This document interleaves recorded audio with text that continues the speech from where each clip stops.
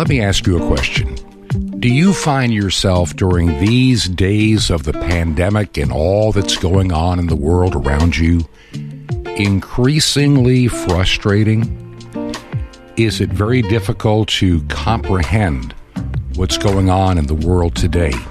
I want to talk about that and a couple of other issues today. It's your weekend show with Bob Bierman. I have a lot of friends on Facebook that make comments about things that are going on today in their world. In the coronavirus lockdown, there are all kind of names that people give it. And I can truly understand many of the frustrations that many of my friends, especially those that are in their working ages, are facing.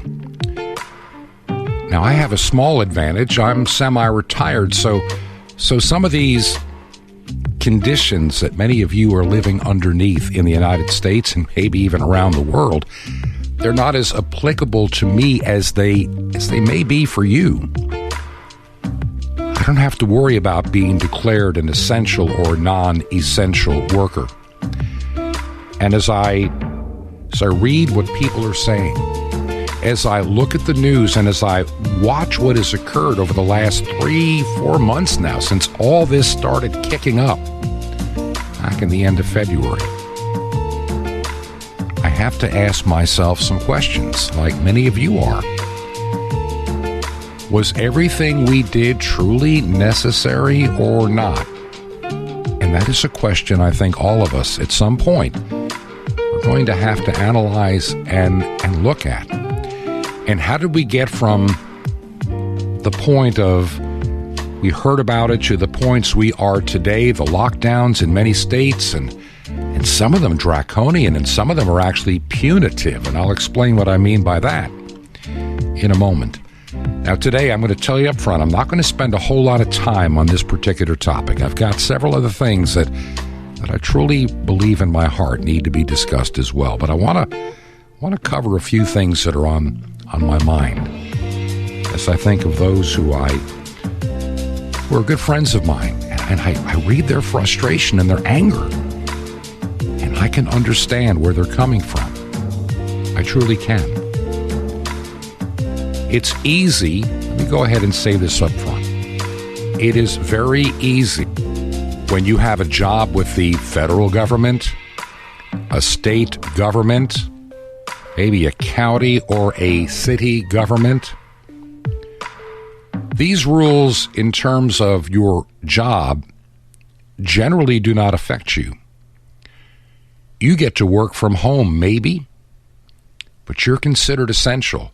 Your paycheck back in March, back in April, in this month of May, has not been impacted. You've kept your money. On top of that, you probably got your $1,200 per person, husband and wife, and even $500 per child stimulus check.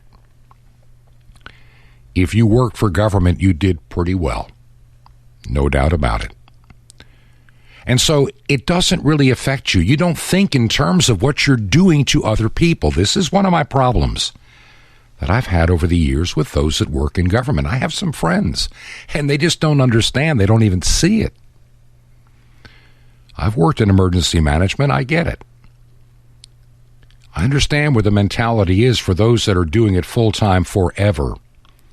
They start living inside of their bubble, and they don't think in terms of other people's needs, other people's families, and other people's hardships. And this is troubling to me, extremely. You have governors that are making rules of what you can and cannot do. They're telling you, for your own safety, you must stay at home. You are non-essential. You do not work. You do not make any income. And I know a lot of people that are basically contractors, or they worked in the hospitality industry, like, waitresses, who live on tips. They're not getting any real income. They're losing their cars. They're losing their homes. They're losing their dignity, and they're losing their minds. Yet government doesn't give a damn. Sorry, I just said it. They don't give a damn about them. They really don't. I know people that are losing a lot. And we're told that this is saving lives. And many of you may believe that. And it may, to a degree, be slightly true. But even I do a lot of reading. I saw a lot of information in the time that I was working and helping in a county that got me questioning the logic of some of the things that we're doing. Is putting 30 million people out of work, risking their homes, their lives, their food on the table. Is this really worth the price we're paying? Are we really saving that many lives? Here's some interesting statistics we have learned in these past several weeks. I shared with you last week the surprise that Governor Cuomo had when he found out that, wow, 66% of those that came to the hospital to be treated for the COVID-19 virus were the ones that were locked at home. The ones that were supposed to be home and safe. And he couldn't understand why were the essential workers that were riding subways, public transportation, why were their numbers so much lower?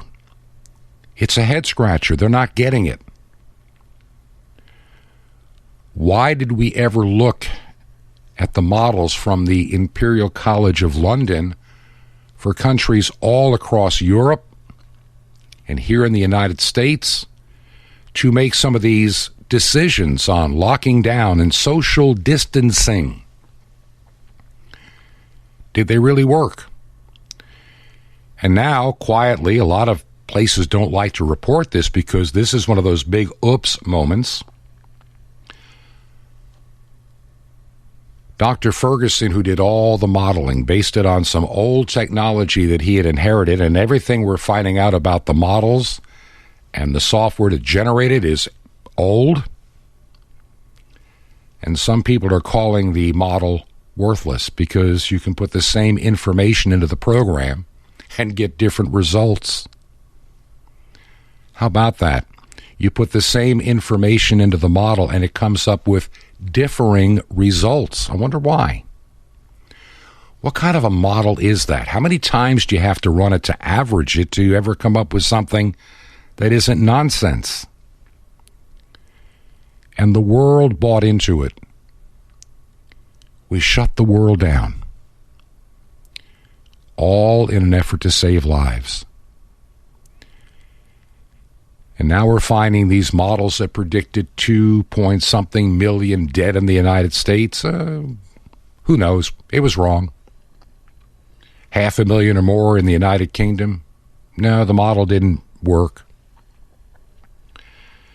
Why do you think I can understand some of the frustrations that people are having today with the governments they trusted, the experts in medicine and science that are looking at these worst-case scenarios? As I said, I'm not going to spend too long, just a little bit of the front part of the program today talking about this. Have we been had?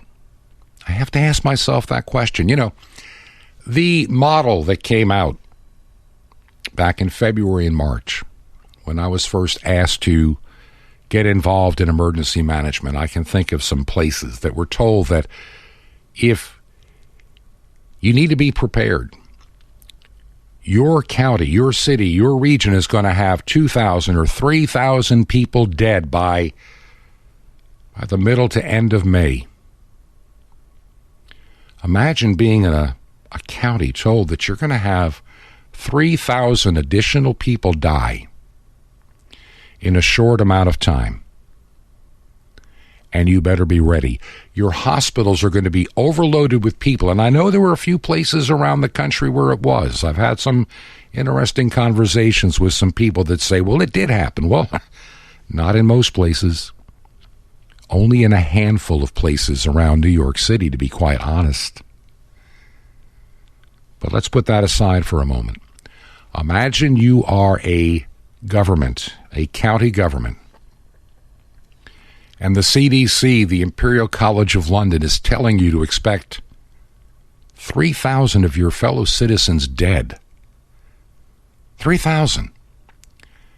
And you'll be looking at 60 or 70 or 80,000 people may come down with this virus if you don't do something immediately. Like right now. Shut the world down. Close the restaurants. Nobody gets a haircut. Unless you work for government and you're on TV, then you seem to have an exception to the rule. You can't travel to your vacation home if you live in Michigan. The governor there said it's not safe, though she can go to hers. You see what I'm saying? And we'll get to the politics of this. We might call this the politics of a pandemic part 3 for a few minutes and here on the program today. But the more I look at the numbers, imagine being told that by the end of May, middle to end of May, 3,000 will be dead. And I'm watching counties all over the United States looking for refrigerated trucks, places to store, warehouse space, looking for body bags, all these things you're going to need. And how are we going to find an extra 100, 200, or 300 overflow beds somewhere? Counties spending $500 to $1 million or more in preparation. I'm thinking of one county where they were told 2,500 to 3,000 would be dead. As of the time of this recording, the number is 6, not 3,000, just 6. 6 dead. And most of those are elderly. Are you following what I'm saying? This county prepared for 3,000 dead. They stood up places for overflow hospital room to a hospital running at about 24% capacity all this time, where they were actually laying off nurses and staff and even some doctors. After all, there's no elective surgeries being done. Is it all the wonderful social distancing that saved us? The draconian measures that spared us? Some people may say so, but I'm beginning to doubt it. Looking at the statistics of those that stayed home, make up 2/3 of those that ended up having the disease anyway. In other words, some of the modeling and many of the predictions were off base. And we leave in its wake a lot of problems that are going to take years to get past. There are people saying, well, we can't open up until we have a vaccine. What if we never get a vaccine? Are we going to just stay shut down for the next 5, 10, 20 years? We were promised some vaccines for a lot of things 30 years ago. We haven't seen them yet. What makes us so sure that a vaccine can be found for this? And I'm going to add something else. If you do enough reading and enough digging, here's a little stat you may not have known about. The Center for Disease Control in Atlanta stopped counting flu deaths on the 4th of April. In other words, if you died of the flu, they stopped counting. Which makes me wonder, are all the deaths attributed to COVID-19 really COVID-19? Many that passed away showing signs of pneumonia were never tested to see which one they had. The symptoms present themselves very similar. Respiratory, breathing, fever. We've all heard the anecdotal stories about how if the death in a hospital is considered or can be written up, and many a doctor has indicated that the pressure is on, if it even looks like it, to put that on the certificate because of the higher reimbursement from insurance and Medicare. Whether that's 100% true, we'll find out, I'm sure, in time. But in the world we live in today, none of this would surprise me at all. Does it surprise you at all? So here we are in the United States. They say we have well over 1 million cases as of right now.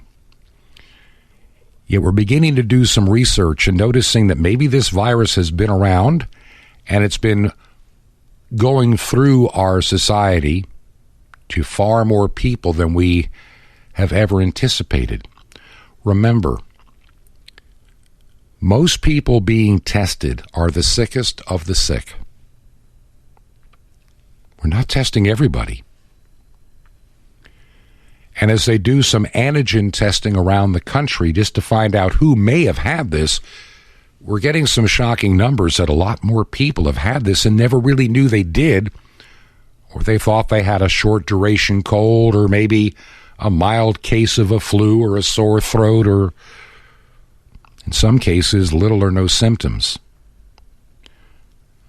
So suddenly the 3 or 4 or 6% death rate is dropping way below 1%.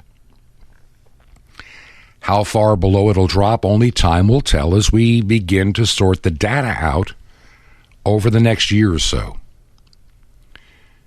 Now, here's some of the things that I'm afraid of moving forward. Not for me personally, but for those that have been through this and are losing everything. Once again, the guy in the government that said you're not essential, he is, and he gets his paycheck, and you don't. Let's say you're a waitress, you're trying to raise your family, and all of a sudden you and your husband, because you're in the hospitality business, you can't work. You have no income, yet your rent or mortgage payment or car payment, your health insurance, all these things are still due. And now you're in week number 2, 3, 5, 6, maybe 8 or more. And your governor in some of your states, not all of them, are holding you hostage. They're making claims like you can't go back to work until you can prove that you've already had it, or until there's a vaccine. Yeah, I'm getting very concerned with some of what I'm seeing. Very concerned. We are destroying an economy, and we're finding out that some of the information given to us up front was not even accurate. We know that China never told us the truth. We know they tried to bury it. We know that the goalposts keep getting moved on what is success or failure. How we even deal with this particular issue, it's getting rather strange. What really angers me is we actually have some governors in some of the states here in the United States that are literally like threatening their population. You protest and I'll just extend this all summer, or maybe all the way to the end of the year. They become little dictators that are just drunk on their newfound power. And I also believe in a number of states it's being used for political gain. Once again, I'm just going to come out and say it. Sorry to sound so blunt. They don't give a damn about their citizens in their states. They only give a damn about power, politics, and winning. If they were truly your friend, they would suffer along with you without their paychecks and their perks and their insurances. But they don't. Because, see, they are essential. They are better than you if you are considered a non-essential worker, like somebody that does hair or serves you food, or a small ma and pa store that sells shoes. You're non-essential. It doesn't matter if you lose your business. It doesn't matter if you go bankrupt. It doesn't matter if your life savings are gone for good. Doesn't matter if you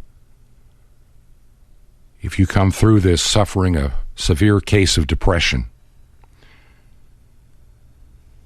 It doesn't matter if we have a huge increase in depression or suicide. Somehow we were all kept safe from something we couldn't see. I look at the numbers, and we already have heard from Dr. Deborah Birx, who is on the Corona Task Force, who said, it's quite possible that 25% or more of the attributed deaths may not be COVID-19.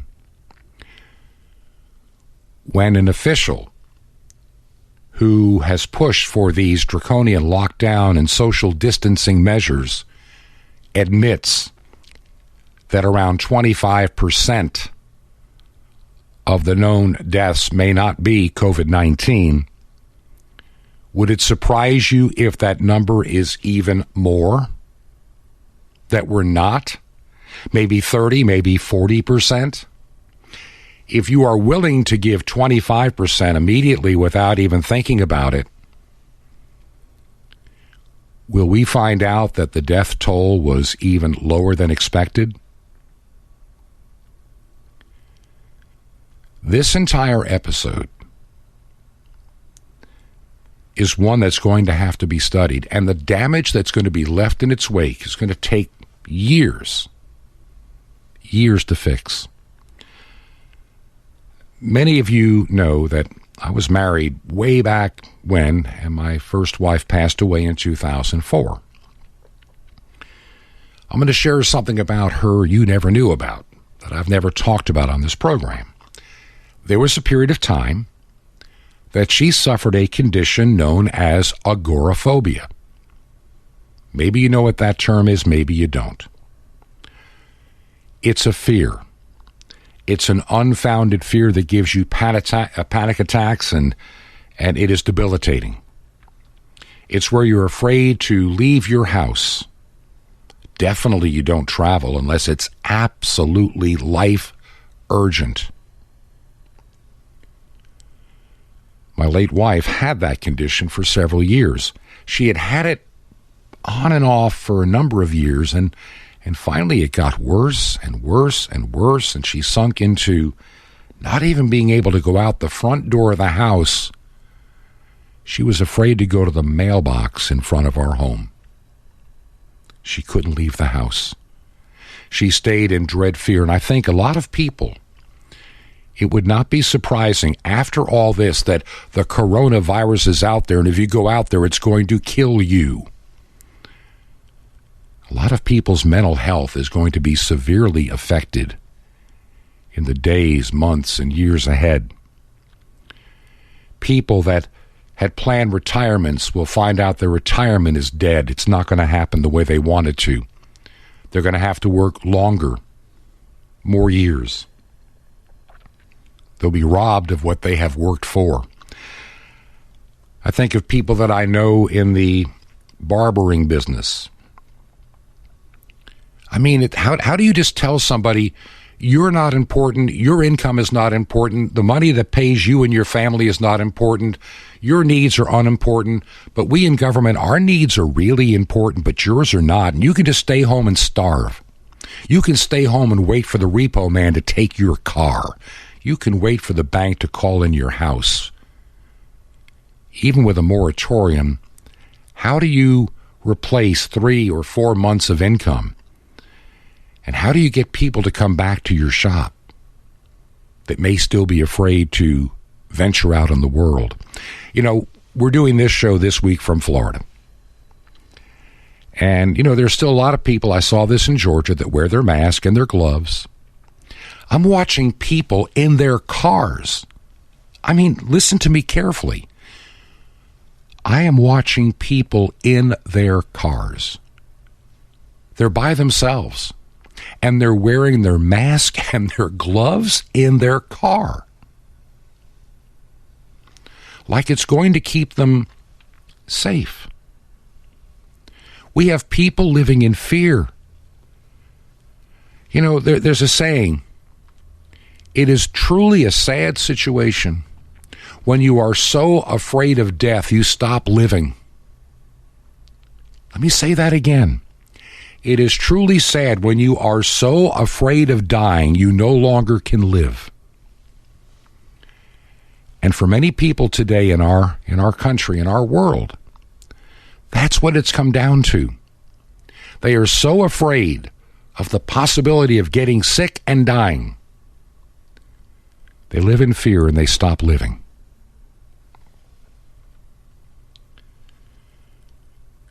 Many a local business that was shuttered because they were considered non-essential. But of course the Walmarts are essential and the big box stores, they're essential. But in some places you couldn't buy seed to grow food because going outside is going to kill you.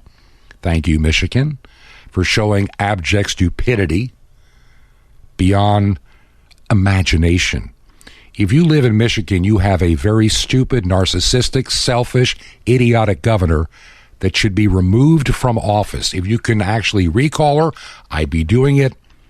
Somebody better step up to the plate to get rid of her. She is dangerous to your state. Yet she gets to go to her vacation home, and you have to stay in your home. You can't even go to your own property. What kind of stupidity have we seen in this country? And as much as I don't like to get political, I will say this, for the most part, there's exceptions I know to every rule, but for the most part, Democrats have locked down their states worse than others, and they're enjoying it. I really think they're enjoying their newfound power of ordering you around like subjects and servants. You're nothing but proles. You're nothing but subjects to them. And your needs don't mean a thing. Are we really doing this for public safety? Have we really accomplished the goals we set out to do? And let me just add this one other thought before we go to our break. How many times do we hear we have to flatten the curve? We have to flatten the curve, and I can show you picture after picture, newscast after newscast. We have to flatten the curve. And the reason we had to do that is so we didn't overwhelm the healthcare system. And I'm sure that in some places like New York and a few others, that was a problem. But, you know, even in New York, I guess it must have worked to a degree to flatten the curve, because all these hospital beds that they stood up, most of them never were used. But you know what flattening the curve really means? It doesn't mean that less people will die. It doesn't even mean less people will get sick. It just means it'll take a longer period of time for the virus to work its way through our communities, our cities, our states, our counties. That's what they really mean. The same number of people will end up being sick and dying, roughly speaking, just over instead of being in a month or two, it'll take 6 months, maybe 4 months to work its way through. That's what it meant to flatten the curve, if you didn't know.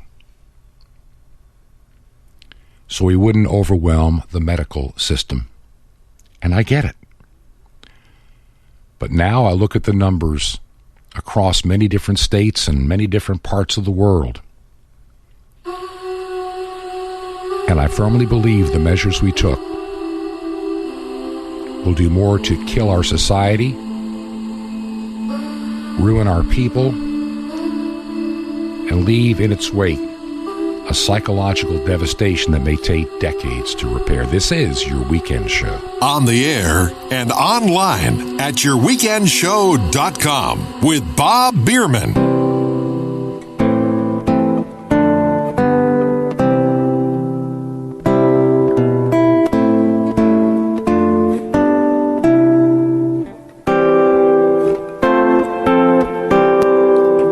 Thanks for tuning in here on Ancient Word Radio. My name is Bishop Ian Anderson. I am the presiding bishop of the Reformed Anglican Church.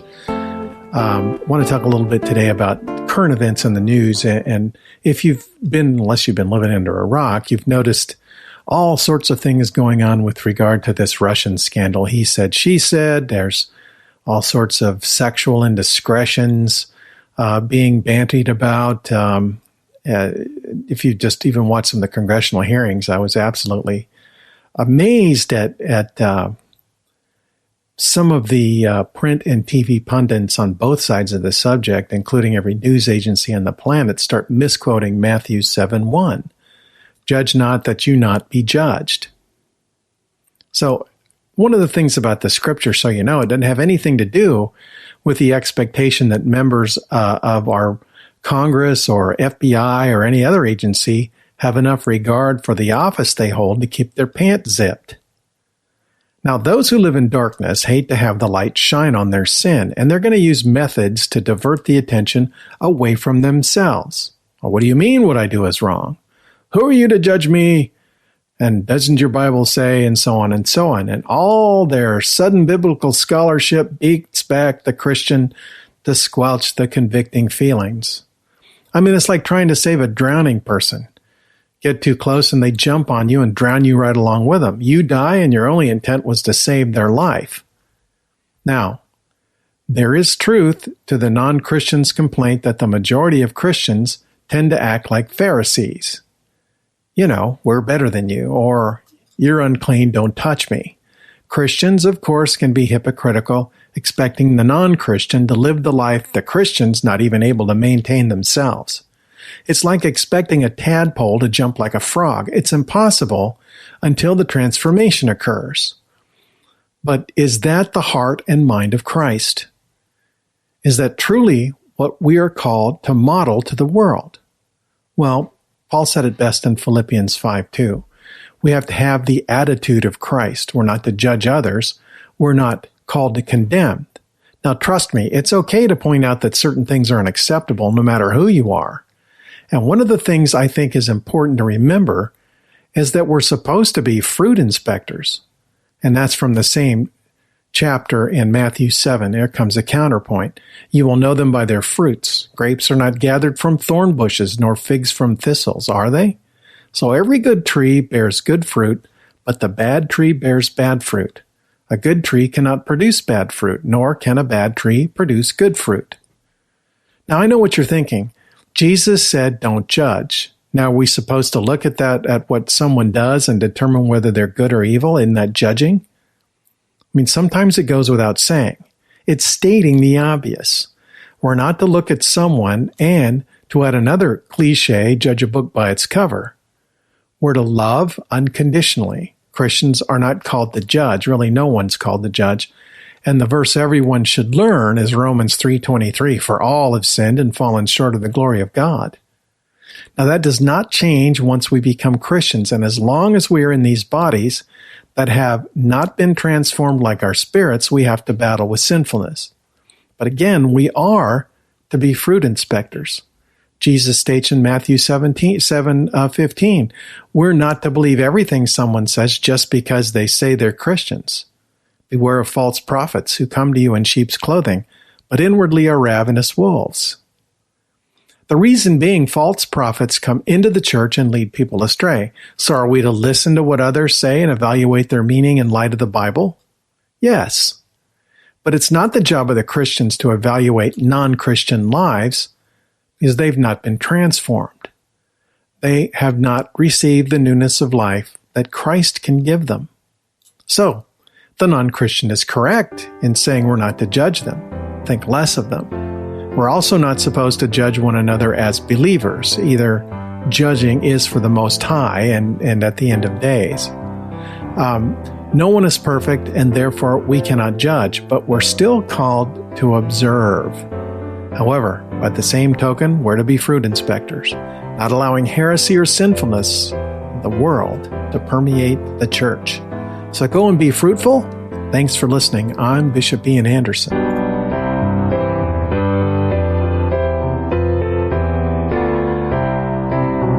It's your weekend show with Bob Bierman. And welcome back to part 2 of your weekend show. I'm your host, Bob Bierman. I think I'm going to continue a little while longer on the topic of the politics of a pandemic, part 2.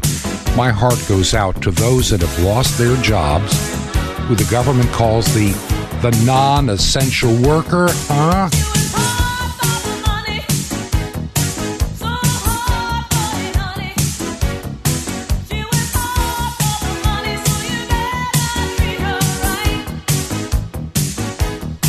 I know a lot of people that work hard for their money, yet right now many people in government in many states consider them non-essential.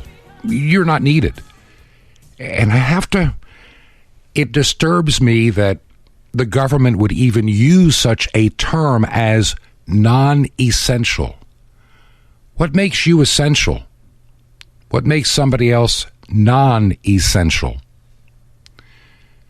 I find it very disturbing language to be used to begin with, that somehow we now have defined those of importance in society. And of course, government workers, well, they're always essential.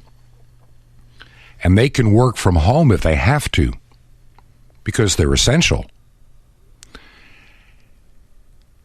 If you're one of those, and I know the audience to this program is very diverse. We have some younger people, a lot of older people around my age, number of middle-aged people. Maybe you're fortunate to be working in what they called an essential business. But maybe you were not so fortunate. Maybe you worked in the hospitality industry. You know, your bills are just as important to get paid as somebody else that works as a pencil pusher in a county government. Sorry, but I think everybody has worth. Everybody's job is essential in the grand scheme of things in the economy. Everybody has different callings. Everybody has different talents. Not everybody repairs cars. Not everybody runs for political office. Not everybody owns a big box store. A lot of people are plumbers, electricians. They repair cars. They do landscaping work. And all work, in my opinion,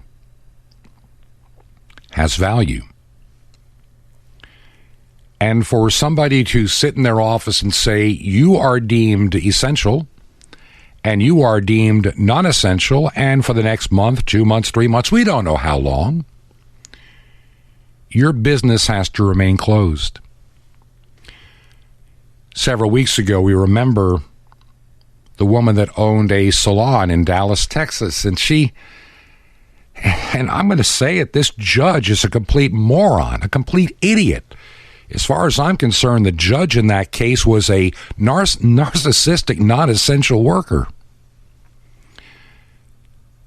He wanted her to apologize for being selfish, to open her store. Now remember, this judge is still getting his paycheck. He is still getting his health insurance. He is still having money put aside for his retirement benefits. And he's accruing vacation days and sick days. And he had the audacity to sit there on that bench and look at this woman and say, if you will just apologize for being selfish, I'll just fine you and I won't put you in jail. And that woman had courage.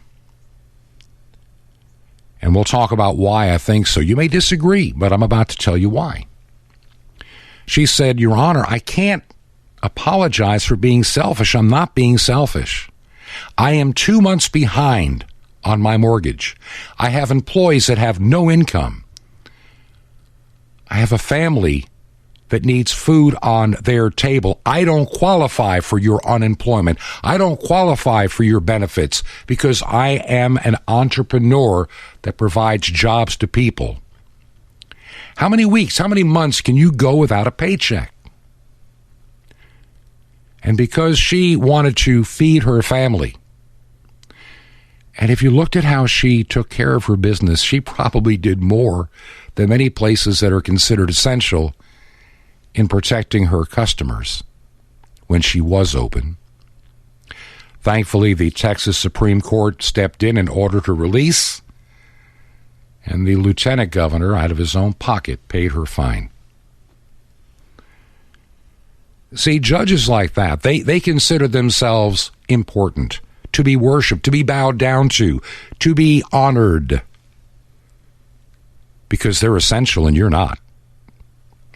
The judge not even for 1 second took into his mind, this person's losing everything. Didn't matter to him. As the old saying goes, I got mine. I don't care about yours.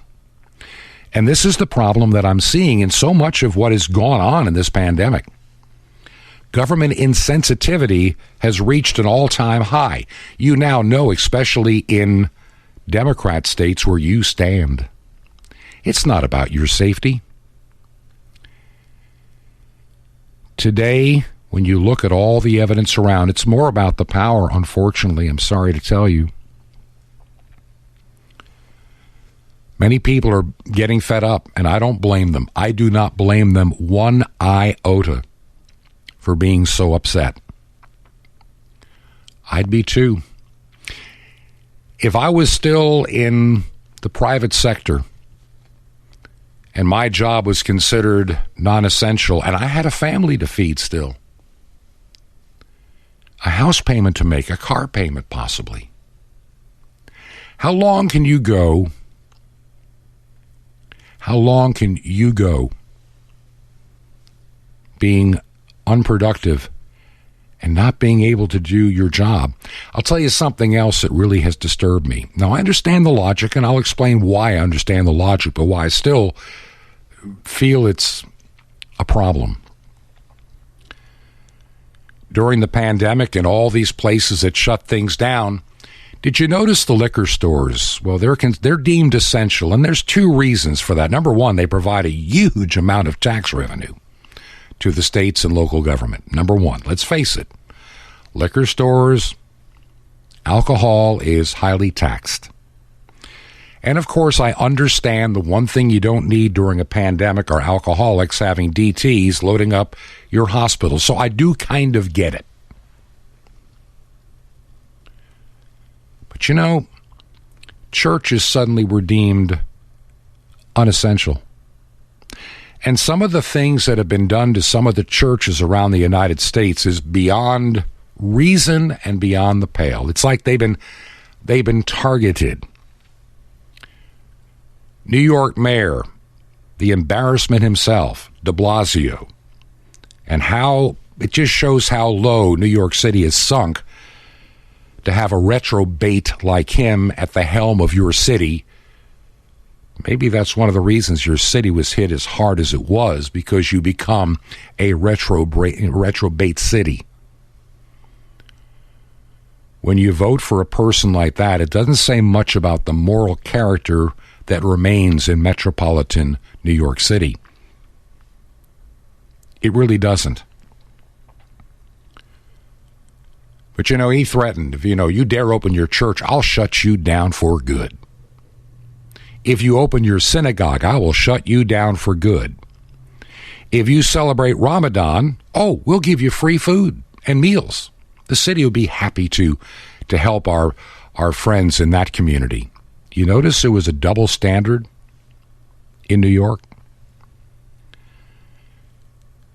In Kentucky, a church tried to put together an outdoor, in-your-car, windows-closed church service, and the pig-headed, narrow-minded people that ran that city wanted to fine everybody $500 for showing up.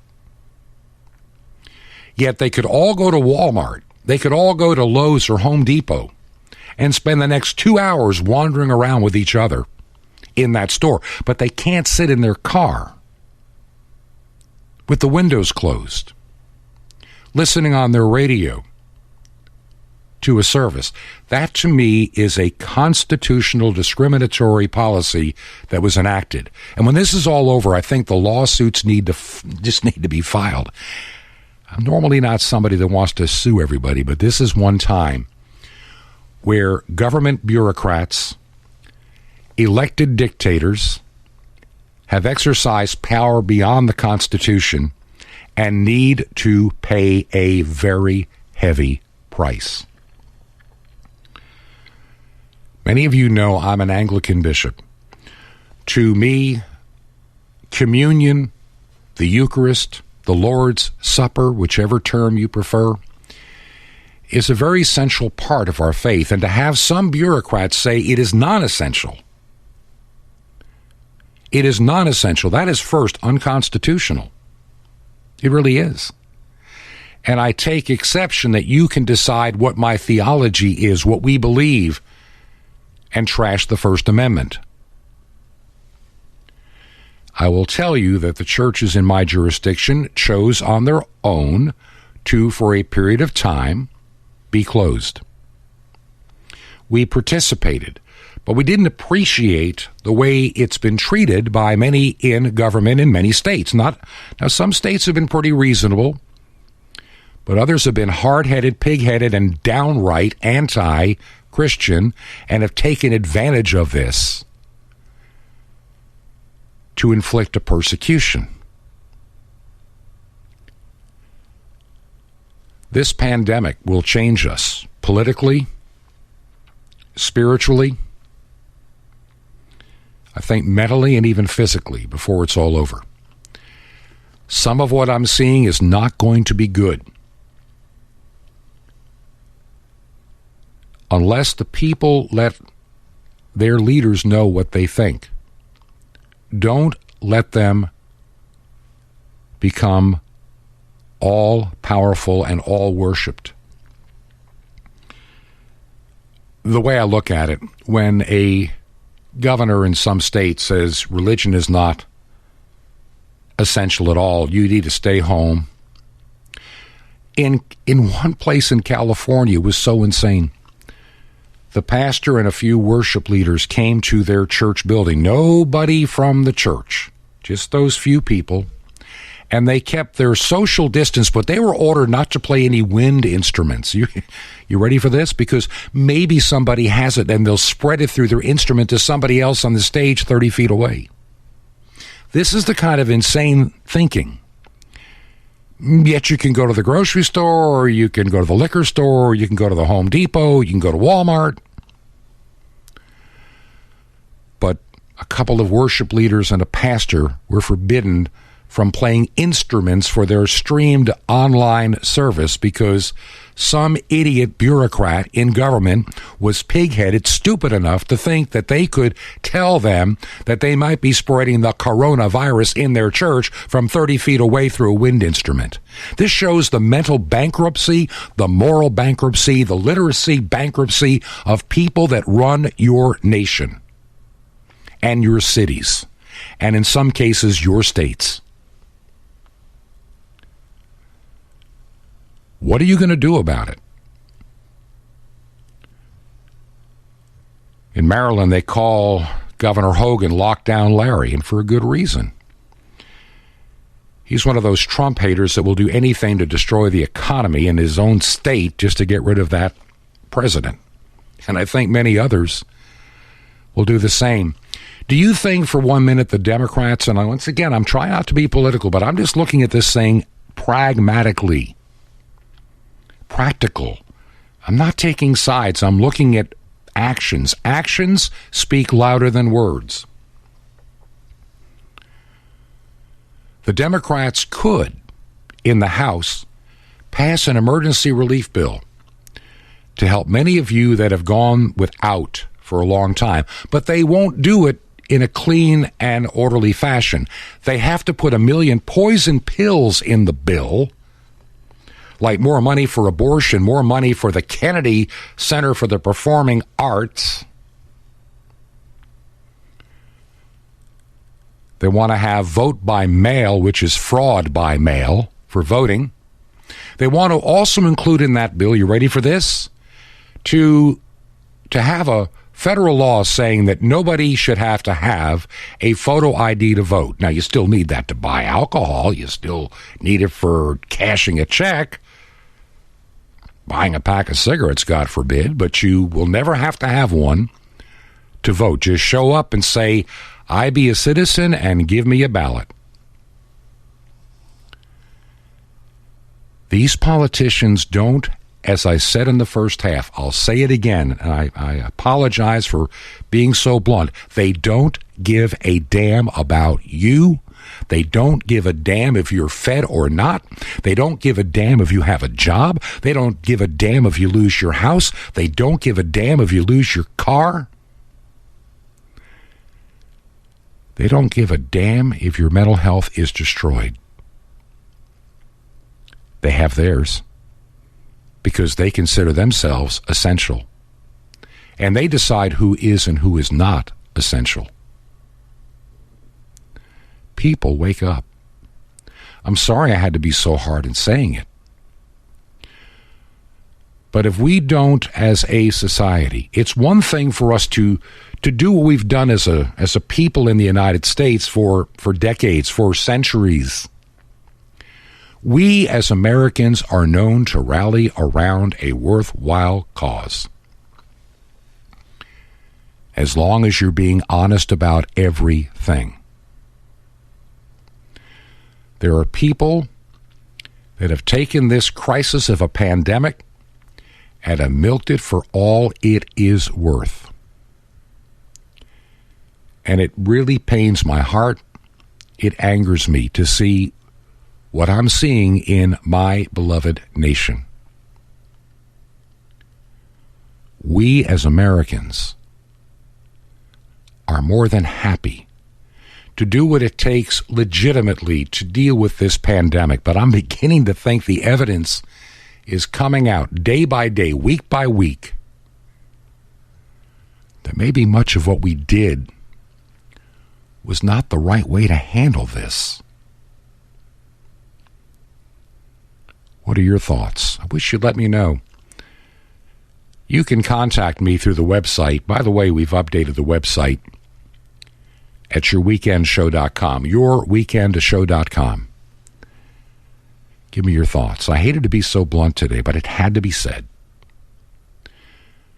My heart is breaking for so many of my friends around the country that are losing everything because of the way their government is treating them, all in the name of keeping you safe. Many people have had enough. They're ready for some major change. How about you? It's time we Christians stuck together. John Henry Bosworth, late in 68, decided that the time had come to settle his estate. The riots of summer were creeping into fall, so he packed his family in the car, chose to leave it home. Out on the open road, his elbow in the breeze, he pulled his woman to him, and he gave her heart a squeeze with the song that he'd been a-singing, and they waved to the people that the best. All along the highway they went winging, headed for the paradise at last.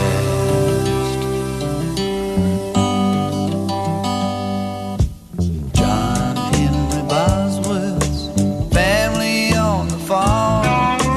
Elizabeth is sitting knitting from a ball of yarn.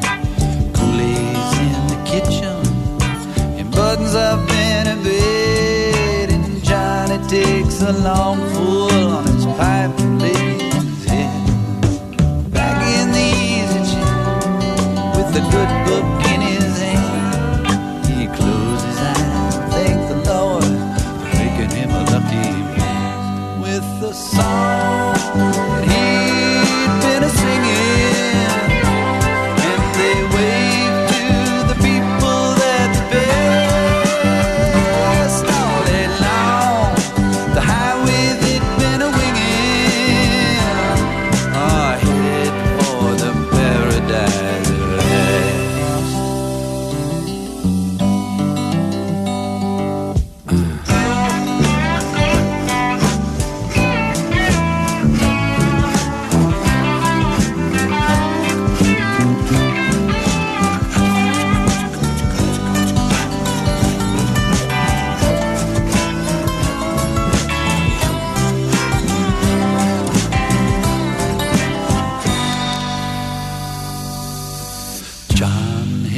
Bosworth, 1984. The city's dead, the sky's red, and there's a knock upon the door. Every piece of scripture and every prayer he prayed had brought him to this moment of this particular day. Open the doors and cry, let the brothers and the sisters inside. Got everything to give now and nothing left to hide. With the song that he'd been a-singing, and they waved to the people that they passed all along the highway they'd been a-winging, headed toward the paradise at last.